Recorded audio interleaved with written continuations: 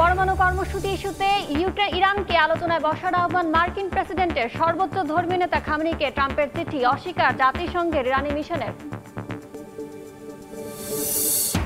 রাশিয়ার ব্যাংকিং খাতে নিষেধাজ্ঞা দিতে চান ট্রাম্প। শুল্ক আরোপের পরিকল্পনা ইউক্রেনের সঙ্গে শান্তি চুক্তি না হওয়া পর্যন্ত থাকবে বহাল।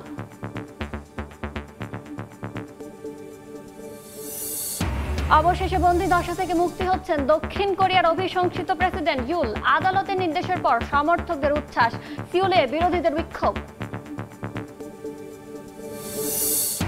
ঘর থেকে মহাশূন্য দৃপ্ত পদচিহ্নে সাফল্যের শতদল। আন্তর্জাতিক নারী দিবসে সব ক্ষেত্রে এগিয়ে চলার জয়গান।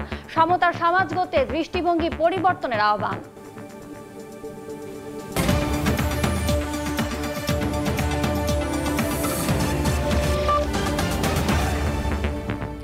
আন্তর্জাতিক সময়ের সঙ্গে আছি আমি ইয়ানুর শিফাত।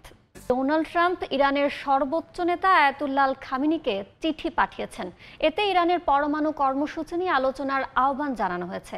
শুক্রবার ফক্স বিজনেস নেটওয়ার্কে প্রচারিত এক সাক্ষাৎকারে ট্রাম্প জানান তিনি ইরানে নেতাদের উদ্দেশ্যে চিঠি পাঠিয়েছেন। তবে ট্রাম্পের এই দাবি অস্বীকার করেছে জাতিসংঘের ইরানের স্থায়ী মিশন।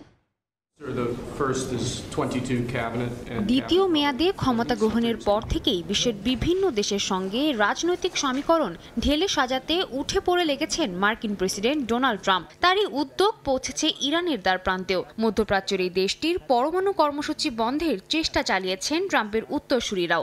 এবার একই পথে হাঁটছেন ট্রাম্পও। শুক্রবার ফক্স বিজনেস নেটওয়ার্কে এক সাক্ষাৎকারে তিনি বলেন, পরমাণু কর্মসূচি ইস্যুতে আলোচনায় বসতে ইরানের সর্বোচ্চ নেতা আয়াতুল্লাহ আলী খোমেনিকে চিঠি দিয়েছেন তিনি।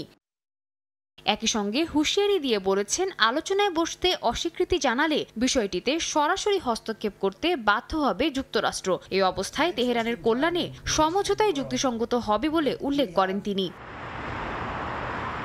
যদিও ট্রাম্পের এই দাবি অস্বীকার করেছে জাতিসংঘে ইরানের স্থায়ী মিশন। তারা জানায় এমন কোনো চিঠির বিষয়ে অবগত নন তারা। এর আগে ফেব্রুয়ারি মাসে আয়াতুল্লাহ আলী খোমেনি বলেন, ইতিহাস সাক্ষী যে যুক্তরাষ্ট্রের সঙ্গে আলোচনার টেবিলে বসলে তা ইরানের জন্য কোনো সুফল বয়ে আনবে না।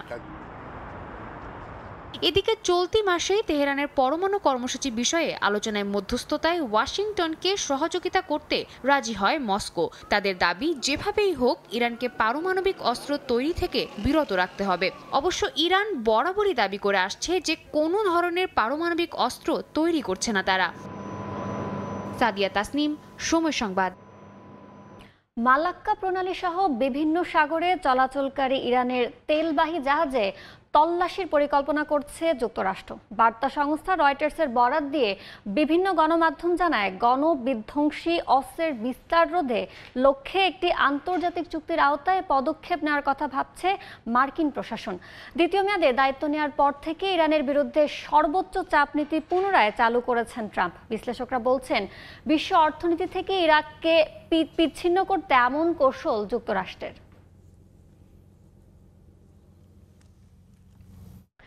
ইউক্রেনের সঙ্গে শান্তি চুক্তিতে না পৌঁছানো পর্যন্ত রাশিয়ার ব্যাংকিং খাতে নিষেধাজ্ঞা আরোপের কথা জানিয়েছেন মার্কিন president Donald Trump.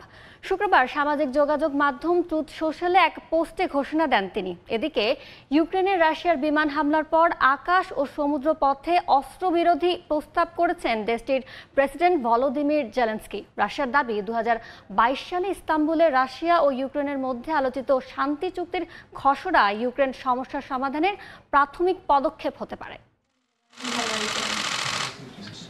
Russia Ukraine সংঘাত বন্ধে যুক্তরাষ্ট্রের মধ্যস্থতাকারীর ভূমিকা চোখে পড়ার মতো।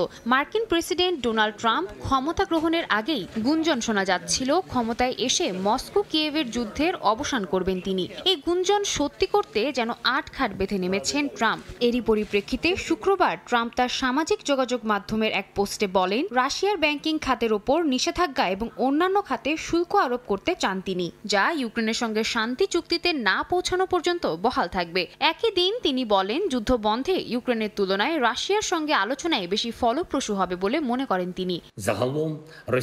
এদিকে ইউক্রেনে রাশিয়ার হামলার পর সমুদ্র ও আকাশপথে অস্ত্রবিরতির আহ্বান জানিয়েছেন দেশটির প্রেসিডেন্ট ভলোদিমির জেলেনস্কি। স্থানীয় সময় বৃহস্পতিবার তারই প্রস্তাবকে সমর্থন দিতে ইউরোপীয় নেতাদের প্রতি আহ্বান জানান জেলেনস্কি। তার দাবি, এই প্রস্তাবে রাজি হলে ৩ বছর ধরে চলমান এই আগ্রাসন বন্ধে মস্কোর সদিচ্ছা প্রমাণিত হবে। শুক্রবার ক্রেমলিন জানায় ২০২২ সালে ইস্তাম্বুলে ইউক্রেন ও রাশিয়ার মধ্যে আলোচিত শান্তি চুক্তির খসড়া থেকেই নতুন করে আলোচনা শুরু করা যেতে পারে। সাদিয়া তাসনিম, সময় সংবাদ। সাময়িকভাবে মেক্সিকো ও কানাডার ওপর শুল্ক আরোপ পিছিয়ে দিলেন ডোনাল্ড ট্রাম্প। মার্কিন প্রেসিডেন্টের এমন সিদ্ধান্তকে সাধুবাদ জানিয়ে ধন্যবাদ দিয়েছেন মেক্সিকোর প্রেসিডেন্ট। অন্যদিকে কানাডার অর্থমন্ত্রী যুক্তরাষ্ট্রের ওপর দ্বিতীয় দফায় শুল্ক চাপানোর হুমকি দিলেও ট্রুডো জানান ট্রাম্পের সঙ্গে তার রঙিন ফোনালাপ হয়েছে। মেক্সিকো ও কানাডার ওপর 25% শুল্ক আরোপের 2 দিনের মাথায় নিজের সিদ্ধান্ত সাময়িকভাবে স্থগিত করলেন ডোনাল্ড ট্রাম্প। মার্কিন প্রেসিডেন্টের সিদ্ধান্তে মেক্সিকো ও কানাডার সঙ্গে বাণিজ্য সম্পর্কে কিছুটা স্বস্তি এলেও বাণিজ্য যুদ্ধের সম্ভাবনা এখনো রয়েছে বলে মনে করছেন অনেকে। ট্রাম্পের সিদ্ধান্তকে সাধুবাদ জানিয়ে ধন্যবাদ দিয়েছেন মেক্সিকোর প্রেসিডেন্ট ক্লডিয়া শেনবাম। জানান, ট্রাম্পের সঙ্গে চমৎকার ও সম্মানজনক কথোপকথন হয়েছে তার। মেক্সিকো থেকে যুক্তরাষ্ট্রে ফেন্টানিলের প্রবাহ বন্ধ করতে, বিপরীত দিকে অস্ত্রোপচার রোধ করতে 2 দেশ একসঙ্গে কাজ করবে। অন্যদিকে কানাডার প্রধানমন্ত্রী জাস্টিন ট্রুডো বৃহস্পতিবার সকালে বলেছেন, ট্রাম্পের সঙ্গে টেলিফোনে শুল্ক নিয়ে একটি রঙিন আলোচনা হয়েছে। মার্কিন ও কানাডীয় গণমাধ্যম বলছে, ট্রাম্প এই উত্তপ্ত আলোচনায় একাধিকবার অশ্লীল ভাষা ব্যবহার করেন। এর মধ্যেও কানাডার অর্থমন্ত্রী ডমিনিক লেব্লাঙ্ক যুক্তরাষ্ট্রের ওপর দ্বিতীয় দফায় শুল্ক চাপানোর হুমকি দিয়েছেন।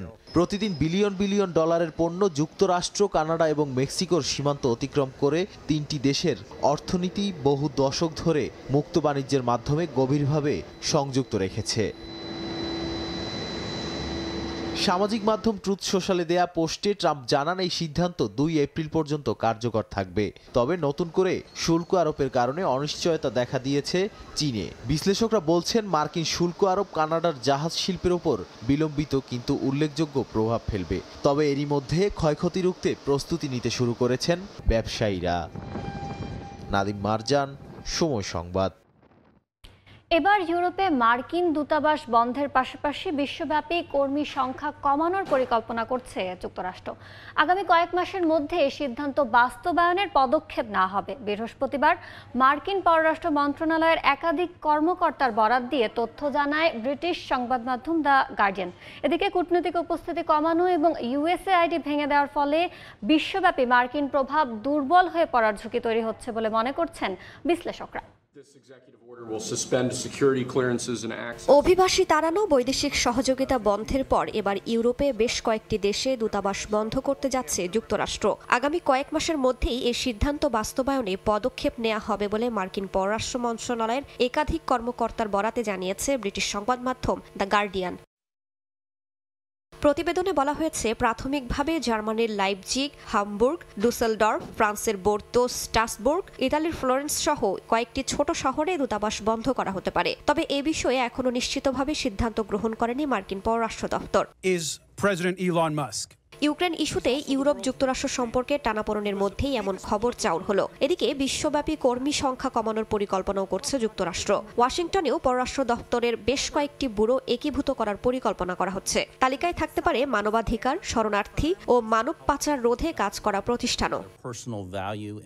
বিশ্লেষকরা বলছেন, বিশ্বজুড়ে কূটনৈতিক উপস্থিতি কমানো এবং ইউএসএআইডি ভেঙে দেওয়ার ফলে যুক্তরাষ্ট্রের বৈশ্বিক প্রভাব দুর্বল হয়ে পড়তে পারে। এর সুযোগে স্থান দখল করতে পারে চীন ও রাশিয়ার মতো প্রতিদ্বন্দ্বীরা। রাইসা জান্নাত, সময় সংবাদ। যুক্তরাষ্ট্রের শুল্ক আরোপের ঝুঁকি এড়াতে এবং নয়াদিল্লি ও ওয়াশিংটনের মধ্যে বাণিজ্য সম্পর্ক আরও সুদৃঢ় করতে একটি দ্বিপক্ষীয় বাণিজ্য চুক্তি স্বাক্ষরের উদ্যোগ নেওয়া হচ্ছে বলে জানিয়েছে দেশটির পররাষ্ট্র মন্ত্রণালয়। বাণিজ্য চুক্তির বিষয়ে আলোচনা করতে দেশটির বাণিজ্য শিল্পমন্ত্রী পীয়ূষ গোয়েল যুক্তরাষ্ট্র সফর করছেন। চলতি বছরের এপ্রিল থেকে যুক্তরাষ্ট্রের পাল্টা শুল্কারোপের শিকার হতে যাওয়া দেশগুলোর তালিকায় আছে ভারতও। এ অবস্থায় দুশ্চিন্তায় পড়েছেন দেশটির রপ্তানিকারকরা। যুক্তরাষ্ট্রের উচ্চ শুল্ক তাদের ব্যবসাকে পঙ্গু করে দিতে চলেছে এমন উদ্বেগ বিরাজ করছে ব্যবসায়ীদের মধ্যে। বিশ্লেষকদের মতে বছরে প্রায় $7 বিলিয়ন ক্ষতির সম্ভাবনা রয়েছে ভারতের বাণিজ্য খাতে। এ অবস্থায় দেশের অর্থনীতি বড় ধরনের ক্ষতির মুখোমুখি হওয়ার আগেই ওয়াশিংটনের সঙ্গে বাণিজ্য চুক্তির কথা ভাবছে নয়াদিল্লি। এ উদ্দেশ্যে সোমবার যুক্তরাষ্ট্র সফরে যান দেশটির বাণিজ্য ও শিল্পমন্ত্রী পীযূষ গোয়েল। সেখানে মার্কিন বাণিজ্য প্রতিনিধি জামিয়েসন গ্রিয়ার এবং বাণিজ্য সচিব হাওয়ার্ড লুটনিকের সঙ্গে দেখা করেন তিনি। ভারতের পররাষ্ট্র মন্ত্রণালয় জানায় এই বৈঠকে দুই দেশের মধ্যে দ্বিপক্ষীয় বাণিজ্য চুক্তি বিষয়ে আলোচনা হয়েছে, যদিও আলোচনার খুঁটিনাটি কিছু জানাননি তিনি। তবে গণমাধ্যমের ধারণা এপ্রিলের 2 তারিখ থেকে কার্যকর হতে যাওয়া শুল্কারোপ কমাতেই বাণিজ্য চুক্তির আলোচনায় অংশ নিচ্ছে নয়াদিল্লি। আমাদের লক্ষ্য বাণিজ্য চুক্তির মাধ্যমে ভারত যুক্তরাষ্ট্রের দ্বিপাক্ষিক বাণিজ্যকে পণ্য ও সেবার ক্ষেত্রে শক্তিশালী ও গভীর করা, বাজারে প্রবেশাধিকার বৃদ্ধি, শুল্ক ও অশুল্ক বাধা হ্রাস এবং উভয় দেশের মধ্যে সরবরাহ শৃঙ্খলের সমন্বয় গভীরতর করা। এদিকে যুক্তরাষ্ট্রের বাণিজ্য মন্ত্রী হাওয়ার্ড লুটনিক শুক্রবার ভারতীয় গণমাধ্যম ইন্ডিয়া টুডেকে জানান, যুক্তরাষ্ট্রের সঙ্গে বড় আকারের চুক্তি স্বাক্ষরের জন্য মার্কিন পণ্যের ওপর আরোপিত শুল্ক কমিয়ে আনতে হবে মোদি প্রশাসনকে, বাড়াতে হবে প্রতিরক্ষা খাতে ব্যয়। এই অবস্থায় বাণিজ্য উত্তেজনা কমাতে ভারত এর মধ্যেই বেশ কিছু মার্কিন পণ্যের উপর শুল্ক কমিয়েছে। উচ্চমানের মোটরসাইকেলের ওপর শুল্ক 50% থেকে কমিয়ে 30% করা হয়েছে এবং বারবান হুইস্কির উপর শুল্ক 150% থেকে কমিয়ে 100% করা হয়েছে।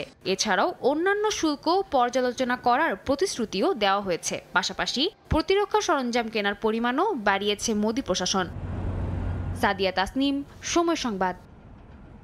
প্রশান্ত মহাসাগরীয় অঞ্চলে চীনের ক্রমবর্ধমান প্রভাব নিয়ে উদ্বিগ্ন নিউজিল্যান্ড। স্থানীয় সময়ে বৃহস্পতিবার এক সম্মেলনে এ বিষয়ে সতর্ক করে নিউজিল্যান্ডের শীর্ষ গোয়েন্দা কর্মকর্তা অ্যান্ড্রিউ হ্যাম্পটন। তিনি বলেন, প্রশান্ত মহাসাগরীয় দেশগুলোর অর্থনৈতিক ও আন্তঃসীমান্ত অপরাধের কারণে তাদের সঙ্গে কৌশলগত চুক্তি সই করার সুযোগ পেয়েছে চীন। এতে অর্থনৈতিক ও নিরাপত্তা সহযোগিতা এক সুতায় গেঁথে গেছে। তিনি আরও বলেন, সাম্প্রতিক বছরগুলোতে প্রশান্ত মহাসাগরীয় অঞ্চলের বিভিন্ন দেশের সঙ্গে অর্থনৈতিক উন্নয়নকে কেন্দ্র করে চুক্তি সই করেছে চীন। গত মাসে কুক আইল্যান্ডস চীনের সঙ্গে শিক্ষা, অর্থনীতি, অবকাঠামো, মৎস্য, দুর্যোগ ব্যবস্থাপনা ও সমুদ্রতল খনন সংক্রান্ত একাধিক চুক্তি সই করে। এই চুক্তিগুলো নিউজিল্যান্ডের জন্য উদ্বেগের কারণ হয়ে দাঁড়িয়েছে, কারণ কুক দ্বীপপুঞ্জের সঙ্গে নিউজিল্যান্ডের সাংবিধানিক সম্পর্ক রয়েছে।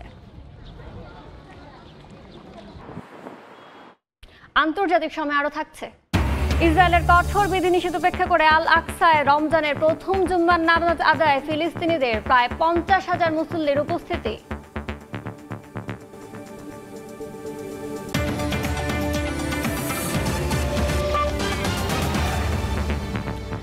দক্ষিণ কোরিয়ার অভিশংসিত প্রেসিডেন্ট ইউন সুক ইয়েলের মুক্তির আদেশ দিয়েছেন সিউলের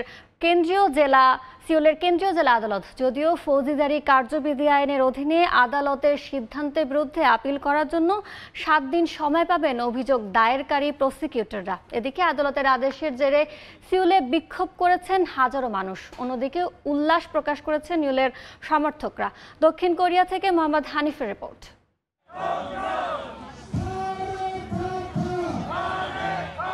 দক্ষিণ কোরিয়ার অভিশংসিত প্রেসিডেন্ট ইউন সুক ইয়েলের গ্রেফতারি পরোয়ানা বাতিল করে আদালতের দেয়া নির্দেশনার জেরে আবার উত্তাল সিউলের রাজপথ। জড়ো হয়েছেন ইয়নের পক্ষে বিপক্ষের আন্দোলনকারীরা। ইয়নের সমর্থকরা এই সিদ্ধান্তের জন্য আদালতকে ধন্যবাদ জানান। অন্যদিকে আদালতের রায়ের বিরুদ্ধে ক্ষোভ জানিয়েছেন অভিশংসিত প্রেসিডেন্টের বিপক্ষের আন্দোলনকারীরা। এর আগে শুক্রবার ইয়েলের আটকের প্রত্যাহারের আবেদন মঞ্জুর করেন সিউলের কেন্দ্রীয় জেলা আদালত। ডিসেম্বরে দেশটিতে সামরিক আইন ঘোষণার কারণে 15 জানুয়ারি তাকে আটক করা হয়। এর 51 দিন পর তাকে মুক্তির আদেশ দিলেন আদালত।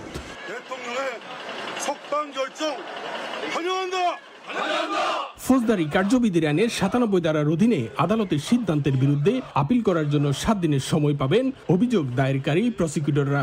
এছাড়া প্রেসিডেন্ট পদ থেকে সাময়িক বরখাস্তের সিদ্ধান্ত স্থায়ী হবে কিনা তা জানা যাবে চলতি মাসেই। অন্যদিকে সিউলের কেন্দ্রীয় জেলা আদালতের বিবৃতিতে বলা হয়েছে, সকল যুক্তি বিবেচনা করে ইয়লকে আটক রাখার সময়সীমা পার হয়ে যাওয়ার পর তার বিরুদ্ধে অভিযোগ গঠন করা হয়। বিচার প্রক্রিয়ার স্বচ্ছতা নিশ্চিতে তার আটক আদেশ বাতিল করা হয়েছে বলেও জানানো হয় এই বিবৃতিতে। দক্ষিণ কোরিয়া থেকে মোহাম্মদ হানিফ, সময় সংবাদ। একটি রেল স্টেশনে দ্বিতীয় বিশ্বযুদ্ধের একটি বোমা পাওয়া গেছে। নিরাপত্তার জন্য ট্রেন পরিষেবা বন্ধ করে দেওয়ায় বিড়ম্বনায় পড়েন বহু যাত্রী। বোমাটি উদ্ধারে অভিযান অব্যাহত রেখেছে কর্তৃপক্ষ। ফ্রান্সের রাজধানী প্যারিসের ব্যস্ততম গ্যারি ডু নর্ড ট্রেন স্টেশনে স্থানীয় সময় শুক্রবার একটি বোমার সন্ধান পাওয়া যায়। বার্তা সংস্থা AFPর বরাতে জানা যায়, বোমাটি ছিল দ্বিতীয় বিশ্বযুদ্ধের অবিস্ফোরিত একটি বোমা। ট্রেন স্টেশনের কাছাকাছি সেইনে সেইন্ট ডেনিস এলাকায় বোমাটির অবস্থান। এ খবরে আতঙ্ক ছড়িয়ে পড়ে এলাকা জুড়ে। যাত্রীদের নিরাপত্তার কথা মাথায় রেখে ট্রেন চলাচল বন্ধ রাখার সিদ্ধান্ত নেয় ট্রেন পরিষেবা কর্তৃপক্ষ। এতে বিড়ম্বনার সম্মুখীন হন অনেক যাত্রী। যাত্রীদের ভ্রমণ নির্ধারণের আহ্বান জানিয়েছেন পরিবহন মন্ত্রী। আমরা স্টেশনে পৌঁছানোর পর দেখলাম যে সবকিছু বন্ধ রয়েছে। শুনেছি এখানে একটি বোমা পাওয়া গেছে। এখন আমরা ভাবছি আর একটা থাকবো নাকি পরের দিনের কোনো ট্রেন ধরার চেষ্টা করব। ট্রেন চলাচল বন্ধ হয়ে যাওয়ায় হতাশ হয়ে পড়েন স্টেশনের অপেক্ষমান লন্ডন, ব্রাসেলস ও আমস্টারডামের যাত্রীরা। অর্জিতা শেজিন। নদীর সীমান্ত পথে নানা সমস্যার বিষয়ে ভারতকে আনুষ্ঠানিকভাবে জানিয়েছে বাংলাদেশ। সীমান্তে নিরাপত্তা বিঘ্ন হয় এমন কোনো উদ্বেগে ঢাকার সায় নেই বলেও জানানো হয়েছে। শুক্রবার কলকাতায় অনুষ্ঠিত যৌথ নদী কমিশনের টেকনিক্যাল কমিটির বৈঠকে এসব বিষয়ে আলোচনা হয়। বৈঠকে দুই দেশের নদী কমিশনের টেকনিক্যাল কমিটির সদস্যরা ছাড়াও দূতাবাসের কর্মকর্তারা উপস্থিত ছিলেন। বাংলাদেশের ভেতরে ভারতের সীমান্ত ঘেঁষা বেশ কয়েকটি নদী, বিল ও জলাশয়ে দ্রুত ড্রেজিং প্রয়োজন। এ বিষয়ে সহযোগিতার প্রতিশ্রুতি দিয়েছে ভারত। অন্যদিকে ভারতীয় কয়েকটি নদীর ক্ষেত্রেও ড্রেজিং প্রয়োজন বলে তারা জানান। তীব্র ঝড়ে 6 জনের মৃত্যু হয়েছে। কিছু এলাকায় দেখা দিয়েছে বন্যা। স্থানীয় সময় শুক্রবার দেশটির বন্দর নগরী বাহিয়া ব্লাঙ্কা ও পুন্তা আলটাতে ভারী বৃষ্টিপাত শুরু হয়, যা ক্রমে ঝড়ে রূপ নেয়। পরিস্থিতি বিবেচনায় এলাকাগুলো থেকে বাসিন্দাদের দ্রুত সরিয়ে নেওয়া হয়। ঘণ্টা খানেকের মধ্যেই সেখানে নতুন ঝড় আঘাত হানতে পারে বলে পূর্বাভাস দিয়েছে দেশটির আবহাওয়া বিভাগ। এ অবস্থায় আটকে পড়াদের উদ্ধারের নির্দেশ দিয়েছে প্রশাসন। ভয়াবহ বন্যায় বিপর্যস্ত স্পেনের পূর্বাঞ্চল। এরই মধ্যে ডুবে গেছে মুরিকা শহরের রাস্তাঘাট। নিরাপত্তার স্বার্থে বন্ধ ঘোষণা করা হয়েছে শিক্ষা প্রতিষ্ঠান। স্থানীয় সময় বৃহস্পতিবার মুরিকা, ভ্যালেন্সিয়া এবং কাতালোনিয়ার প্রদেশে জারি করা হয়েছে কমলা সতর্কতা। প্রয়োজন ছাড়া বাড়ি থেকে বাসিন্দাদের বের না হওয়ার নির্দেশ দিয়েছে কর্তৃপক্ষ। এদিকে গেল 12 ঘন্টায় বেশ কিছু জায়গায় 112 মিলিমিটার পর্যন্ত বৃষ্টিপাত রেকর্ড করেছে আবহাওয়া অধিদপ্তর। আগামী সপ্তাহ পর্যন্ত বৃষ্টিপাত অব্যাহত থাকার পূর্বাভাস দিয়েছেন তারা। আন্তর্জাতিক সময়। সরকারের অন্যায় এবং তার অবিচারের দাবিতে বিশ্বের বিভিন্ন দেশে বিক্ষোভ দেখা দিয়েছে। শুক্রবার সার্বিয়া, স্লোভাকিয়া, গ্রিস এবং দক্ষিণ কোরিয়ায় বাসিন্দাদের বিক্ষোভে জড়ো হতে দেখা যায়। তাদের হাতে ব্যানার, কণ্ঠে স্লোগান নিয়ে ন্যায় বিচারের দাবিতে রাস্তায় নামেন। হাতে মশাল আর কণ্ঠে স্লোগান, এই ছিল শুক্রবার স্লোভাকিয়ায় সন্ধ্যার দৃশ্য। দেশটির প্রধানমন্ত্রী রবার্ট ফিকোর সাম্প্রতিক মস্কো সফর এবং রুশপন্থী নীতির কারণে দেশ জুড়ে ব্যাপক বিক্ষোভ শুরু হয়েছে। ক্ষমতায় ফিরে ফিকো ইউক্রেনের সামরিক সহায়তা বন্ধ করেছেন। রাশিয়ার বিরুদ্ধে ইউরোপীয় ইউনিয়নের নিষেধাজ্ঞার সমালোচনার পাশাপাশি ইউক্রেনের ন্যাটো সদস্য পদে বাধা দেওয়ার প্রতিশ্রুতিও দিয়েছেন। এতে তার বিরুদ্ধে ক্ষোভ বাড়ছে জনগণের মধ্যে। এ অবস্থায় ফিকোর পদত্যাগের দাবিতে দেশটির পার্লামেন্টের সামনে বিক্ষোভ করেন বাসিন্দারা। দক্ষিণ কোরিয়ার পোচিয়ন শহরের সামরিক মহড়ায় দুটি ফাইটার জেট থেকে ভুলবশত বোমা নিক্ষেপে বেসামরিক নাগরিকের প্রাণহানির ঘটনায় বিক্ষোভ শুরু হয়েছে দেশ জুড়ে। পোচিয়ন শহরে দুর্ঘটনার পর স্থানীয় বাসিন্দারা মহড়া বন্ধ এবং নিরাপত্তা নিশ্চিতের দাবিতে বিক্ষোভ করেন। সাময়িকভাবে মহড়া স্থগিত করা হলেও দক্ষিণ কোরিয়া এবং যুক্তরাষ্ট্রের যৌথ মহড়া নির্ধারিত সময়ে শুরু হবে বলে জানিয়েছে দেশটির প্রশাসন। গ্রিসের এথেন্সে 2 বছর আগে ঘটে যাওয়া ট্রেন দুর্ঘটনার দ্রুত বিচার প্রক্রিয়ার দাবিতে বিক্ষোভ করেছেন শিক্ষার্থীরা। 57 জন নিহতের ঘটনায় বিচার প্রক্রিয়ার ধীর গতিতে তারা সরকারের বিরুদ্ধে অনাস্থা ভোটের প্রস্তাব দিয়েছে। সরকারের 156 আসনের মধ্যে অনাস্থা প্রস্তাব পাশ হওয়ার সম্ভাবনা কম হলেও বিক্ষোভকারীরা ন্যায় বিচারের দাবিতে আন্দোলন চালিয়ে যাচ্ছেন। সার্বিয়াতেও চলছে আন্দোলন। ট্রেন স্টেশনের ছাদ ধসে 15 জন নিহতের ঘটনায় বিক্ষোভকারীরা প্রেসিডেন্ট আলেক্সান্দার ভুচিচের পদত্যাগ এবং দুর্নীতির বিরুদ্ধে কঠোর ব্যবস্থা গ্রহণের দাবি করেছেন। সরকার দুর্নীতির বিরুদ্ধে অভিযান শুরু করেছে এবং প্রধানমন্ত্রীর পদত্যাগ সহ 13 জনকে অভিযুক্ত করেছে। সাদিয়া তাসনিম, সময় সংবাদ। উড়ানের পরপরই বিস্ফোরিত হয়েছে ইলন মাস্কের প্রতিষ্ঠান স্পেসএক্সের স্টারশিপ রকেট। ইঞ্জিন বন্ধ হওয়ার পর বিধ্বস্ত হয়ে কয়েক টুকরো হয় মহাকাশ যানটি। এ নিয়ে 2 মাসে দ্বিতীয় দফায় ব্যর্থ হলো স্পেসএক্সের mission.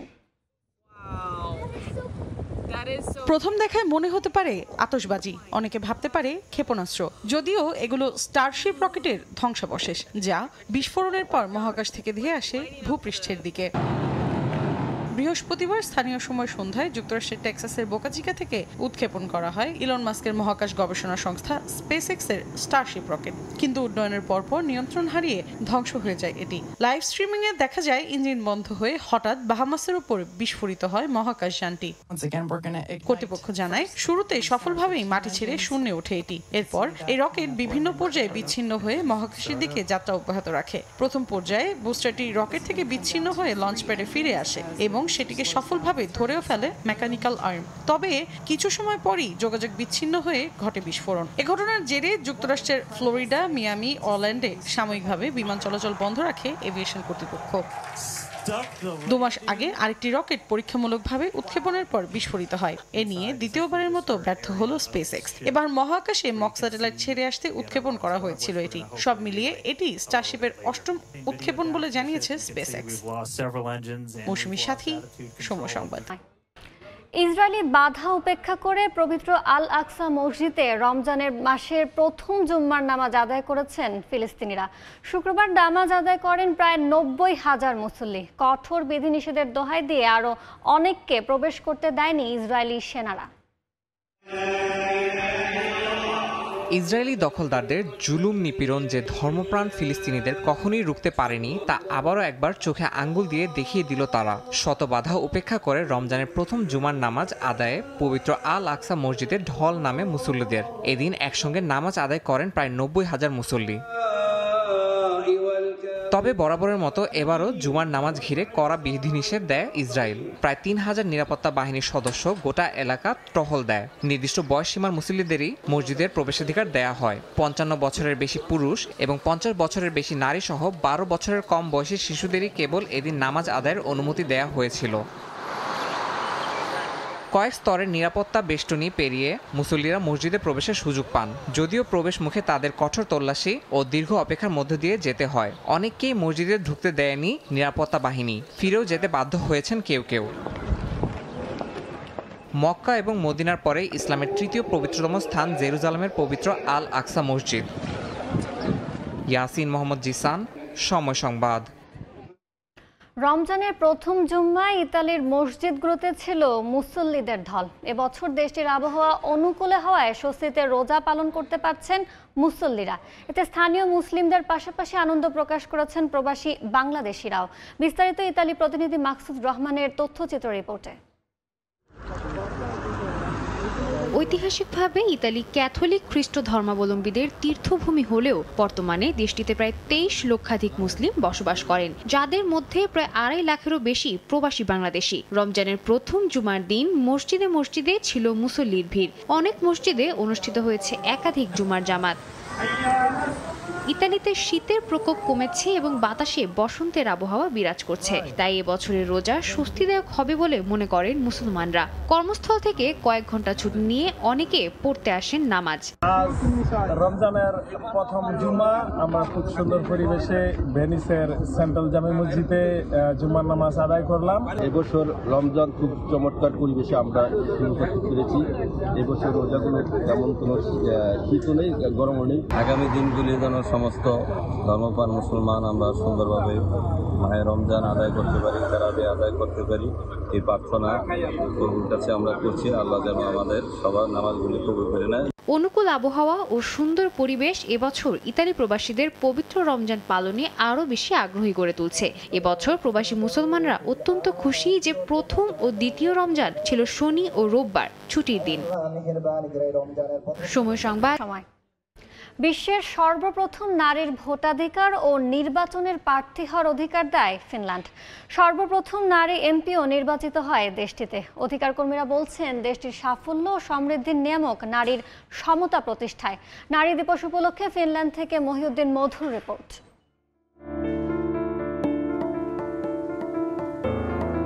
Sanna Marin, pleasure to have you on. Well, thank you so much for having me. Sanna Marin ছিলেন বিশ্বের সর্বকনিষ্ঠ প্রধানমন্ত্রী। Sanna Marin is the world's youngest serving female prime minister. সুখী দেশ ফিনল্যান্ডে নারীর অগ্রযাত্রায় রূপকথার রানী হিসেবে আখ্যায়িত করা হয় তাকে। মাত্র 34 বছর বয়সেই ফিনিশ রাষ্ট্রের হাল ধরেন, তাক লাগিয়ে দেন পুরো বিশ্বকে। ইতিহাসের এই বিরল ঘটনা এত সহজে ধরা দেয়নি। শুরুটা 1906 সালে। বিশ্বে নারীদের প্রথম ভোটের অধিকার পায় ফিনল্যান্ডের নারীরা। নির্বাচনে প্রার্থী হওয়ার অধিকারও অর্জন করেন তারা। বছর খানেক পর সংসদেও প্রবেশ করেন ফিনিশ নারীরা। একজন দুজন নন, 200 আসনের সংসদে 19 জন নারী এমপি নির্বাচিত হন। বর্তমানের পরিসংখ্যানটা আরও সুখকর, প্রায় শখানেক নারী এমপি আছেন দেশটির সংসদে। নারীরা প্রথম এমপি হওয়ার 1 দশক পর দেশটিতে প্রবর্তন ঘটে মাতৃত্বকালীন ছুটির। তার 2 দশক পর থেকে দেয়া হয় মাতৃত্বকালীন ভাতাও। বর্তমানে পিতা মাতার অভিভাবকত্বের ছুটি প্রায় বছরখানেক। ফিনল্যান্ডের সাফল্য ধার্য হয় নারীর মর্যাদা এবং লিঙ্গ সমতার উন্নতির সঙ্গে। কেবল নারী প্রেসিডেন্ট কিংবা নীতি নির্ধারণী পর্যায়ে নয়, ফিনল্যান্ডের নারীরা এখানে পুরুষের সমানে সমানে কর্মক্ষেত্রে অবস্থান করছে। কোথাও কোথাও পুরুষের চাইতে নারীরা এগিয়ে আছে বইকি। এমন নারী বান্ধব দেশে এখনো নারীদের জন্য কিছু প্রতিবন্ধকতা দেখছেন এখানকার অধিকার কর্মীরা। নারী অধিকার ও অভিবাসী নারীদের উন্নয়নে কাজ করেন প্রবাসী বাংলাদেশি মানবাধিকার কর্মী কিঞ্চিত ঋদ্ধিমান। বলেন, ফিনল্যান্ডের মতো উন্নত ও সুখী রাষ্ট্রেও নারীর প্রতি মানসিক নির্যাতন প্রতিরোধে কড়াকড়ি কোনো ব্যবস্থা নেই এখনো। এদের একটা বড় অংশ কিন্তু আমাদের ইমিগ্রেন্ট যারা থাকে তারা, তো ওদের কালচারাল ব্যারিয়ারের কারণে না ওরা আইনটাকে খুব একটা বুঝে উঠতে পারে না। আর এখানে মেন্টাল ভায়োলেন্স বা মানসিক অত্যাচারের যে আইনটা, এটা খুবই দুর্বল। ট্রিটি বা কনভেনশন হচ্ছে সবচেয়ে শক্তিশালী, তো সেই ক্ষেত্রে কিন্তু ফিনল্যান্ড এই ব্যাপারে খুব একটা কিছু করতে পারছে না। এবং এটা একটা বড় কারণ হচ্ছে যে মানসিক অত্যাচারটা দেখা যায় না, চোখে দেখা যায় না। বাড়তি আনন্দ বার্তা যোগ হয় বাংলাদেশি বংশোদ্ভূত এই নারী অধিকার কর্মী এবার ফিনল্যান্ডের সিটি কাউন্সিলর নির্বাচনে প্রার্থী হয়েছেন। মেন্টাল ভায়োলেন্সের বিষয়টা এখানে অনেক বেশি। মহিউদ্দিন মধু, সময় সংবাদ, ফিনল্যান্ড। উত্তর আমেরিকায় মোনার্ক প্রজাপতির সংখ্যা আশঙ্কাজনক হারে কমে এসেছিল গত কয়েক দশক ধরে। তবে এবার মেক্সিকোতে তাদের শীতকালীন অভয়ারণ্যের পরিমাণ দ্বিগুণ করা হয়েছে। আন্তর্জাতিক প্রচেষ্টার ফলে বাড়তে শুরু করেছে ওই প্রজাপতির সংখ্যা। বিশেষজ্ঞরা প্রত্যাশা করছেন, এ ধারা অব্যাহত থাকলে অঞ্চলটিতে আরও বাড়তে পারে মোনার্কের সংখ্যা। ঝলমলে কমলা ডানার এই প্রজাপতিগুলো একসময় সংখ্যায় কোটি কোটি ছিল। বিশেষ এই প্রজাপতির নাম মোনার্ক প্রজাপতি।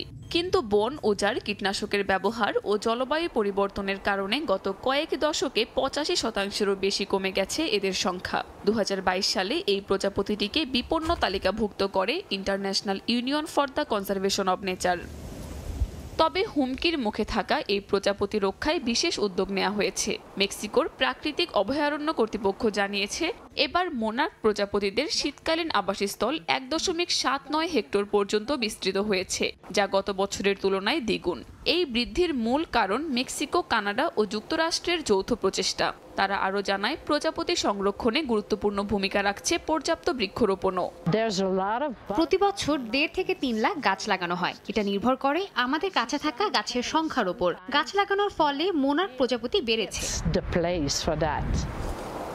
সম্মিলিত এই প্রচেষ্টায় চলতি বছরে মেক্সিকো সিটির পশ্চিম পাহাড়ে মোনার্ক প্রজাপতির সংখ্যা বেড়েছে। বিশেষজ্ঞরা বলছেন, জলবায়ু পরিবর্তন সত্ত্বেও গত বছরের চেয়ে দ্বিগুণ এলাকা জুড়ে বিচরণ করছে প্রজাপতিগুলো। কাকুলি আখতার, সময় সংবাদ। অতিরিক্ত ভ্রমণে ক্লান্ত নিউজিল্যান্ড ক্রিকেট দল দুবাইয়ের সংবাদ সম্মেলনে অসহায়ত্ব প্রকাশ করেছেন কিউদের কোচ গ্যারি স্টিভ। এদিকে দলের তারকা বোলার ম্যাট হেনরির চোট নিয়ে রয়েছে দুশ্চিন্তা। বরুণ চক্রবর্তী স্পিন সামলাতে বিশেষ পরিকল্পনা সাজাচ্ছেন ব্ল্যাক ক্যাপরা। দুবাই থেকে মাকসুম আল খানের রিপোর্ট। একটা টুর্নামেন্টের দুই ফাইনালিস্টের জন্য দুই রকম ব্যবস্থা। একদল শুরু থেকে ভিভিআইপি ট্রিটমেন্ট পাচ্ছে, দুবাইয়ের লাক্সারি উপভোগ করছে 16 আনা, কোনো ক্লান্তি নেই, একেবারে ফ্রেশ মাইন্ড আইসিসির সুবিধাভোগী ইন্ডিয়া দলের। অন্যদিকে নিউজিল্যান্ড টিমের প্রাণ ওষ্ঠাগত, ফাইনালের আগে অন্তত 48 ঘন্টা এক জায়গায় থিতু হতে পারছে, এটাকেই তারা ভাবছে সৌভাগ্য। এবারের চ্যাম্পিয়ন্স ট্রফিতে সবচেয়ে বেশি ট্রাভেল করতে হয়েছে নিউজিল্যান্ড ক্রিকেট দলকে। গ্রুপ পর্বের প্রথম ম্যাচ তারা খেলেছে করাচিতে, দ্বিতীয়টা রাওয়ালপিন্ডিতে, তৃতীয়টা দুবাইয়ে, আবার সেমিফাইনালের ম্যাচ খেলতে হয়েছে লাহোরে গিয়ে, ফাইনাল আবার খেলতে হবে দুবাইয়ে। ক্রিকেটাররা ঘুরে ঘুরে ক্লান্ত, আর কোচ যেন নিরুপায়। এটা আমাদের হাতে নেই। ভারত সব ম্যাচ এখানে খেলছে। আমাদের জন্য যেটা ভালো হয়েছে যে অন্তত একটা ম্যাচ তাদের বিপক্ষে এখানে খেলা হয়েছে। মাঠে সমস্ত পরিকল্পনা কাজে লাগাতে পারলে ভালো কিছু হবে। গ্রুপ পর্বের শেষ ম্যাচটা আমিরাতে ভারতের বিপক্ষে খেলেছে নিউজিল্যান্ড, যে ম্যাচে বরণ করতে হয় 44 রানের হার। 5 উইকেট নিয়ে কিউবি ব্যাটিং লাইন আপ ধসিয়ে দেন বরুণ চক্রবর্তী। ফাইনালের আগে তাই এই মিস্ট্রি স্পিনারকে নিয়ে বাড়তি চিন্তা কোচের। আমাদের বিপক্ষে সবশেষ ম্যাচে 5 উইকেট নিয়েছে সে। ফাইনালে অবশ্যই তাকে খেলানো হবে। সে দুর্দান্ত বোলার, আমাদের জন্য বড় হুমকি। বরুণ কোহলিদের নিয়ে প্ল্যান সাজাতে ঘুম হারাম গ্যারি স্টিডের। দুর্ভাবনা আছে নিজ দলের একাদশ নিয়েও। সাউথ আফ্রিকার বিপক্ষে ম্যাচে ফিল্ডিংয়ের সময় কাঁধে চোট পেয়েছেন ম্যাট হেনরি। দলের শীর্ষ পেসারের ফাইনালে খেলা নিয়ে কিছুটা হলেও রয়েছে অনিশ্চয়তা। আমি ইতিবাচকভাবে ভাবছি। কিছু স্ক্যান করানো হয়েছে, যে কোনো মূল্যে ফাইনালের দলে তাকে চাই। গ্রুপ স্টেজে ইন্ডিয়ার বিপক্ষে ম্যাচটায় 5 উইকেট নিয়েছিলেন হেনরি, তাই এই পেসার ফিট না হলে বিরাট ক্ষতি হয়ে যাবে ব্ল্যাক ক্যাপদের। হেনরির বিকল্প হিসেবে বিবেচনায় আছেন জেকব ডাফি। মাকসুম আলম খান, সময় সংবাদ, দুবাই, সংযুক্ত আরব আমিরাত। আন্তর্জাতিক সময়ের শীর্ষ সংবাদগুলো জানিয়ে দিচ্ছি আরেকবার। পরমাণু কর্মসূচি ইস্যুতে ইরানকে আলোচনায় বসার আহ্বান মার্কিন প্রেসিডেন্টের। সর্বোচ্চ ধর্মীয় নেতা খামেনিকে ট্রাম্পের চিঠি অস্বীকার জাতিসংঘের ইরানি মিশনের।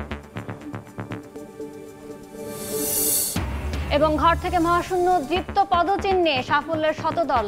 আন্তর্জাতিক নারী দিবসে সব ক্ষেত্রে এগিয়ে চলার জয়গান। সমতার সমাজ গড়তে দৃষ্টিভঙ্গি পরিবর্তনের আহ্বান।